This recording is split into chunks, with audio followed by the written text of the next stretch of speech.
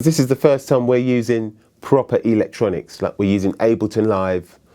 I'm using pads, Yamaha DTX 900 pads, using a kick drum trigger as well. You know, so I have an electronic pad kick, and I have a trigger on my acoustic kit as well. I have a trigger on my snare, and I have 2 pads as well.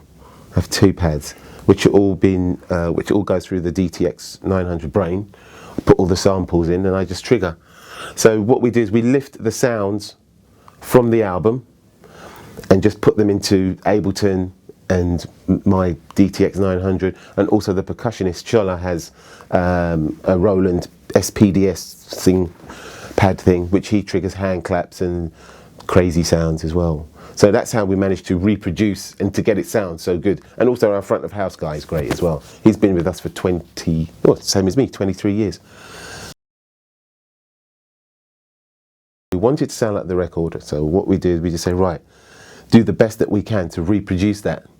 So even though it's really, really well produced, there's not really that much that's gone into it, apart from the sound source. You know, so the keyboard sounds, they're all vintage keyboards. The drums, old drums, new drums, electronic sounds, you know, that are just being used, old drum machines, you know, things like that. We just try and reproduce it as... It's a move in the modern direction. That's the only way I can put it, really. It's a move in the modern direction because it's like a natural progression. Because you can stay in the old school drums, the horns, da da da da, you know, forever, but you still want to, how can I say, keep up with the times.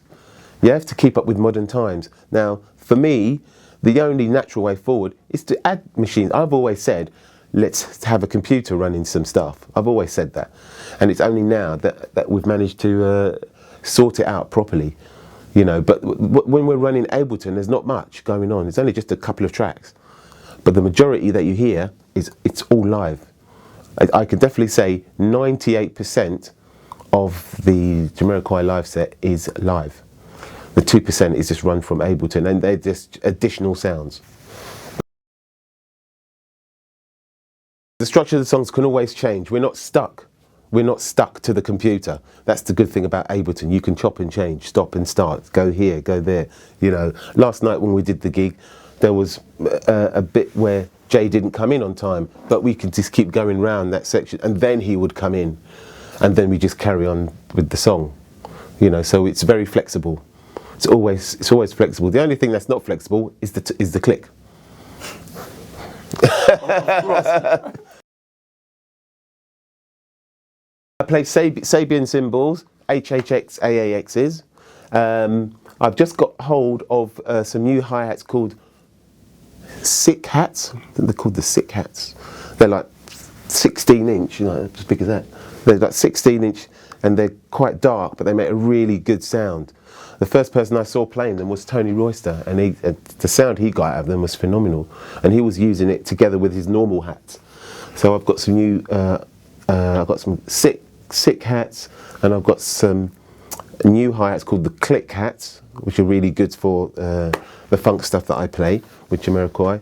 I'm using a Yamaha Absolute and Yamaha hybrid kit, 22-inch kick, 12-inch tom, 16-inch tom, 18-inch tom, with a 14x6 snare, which is great.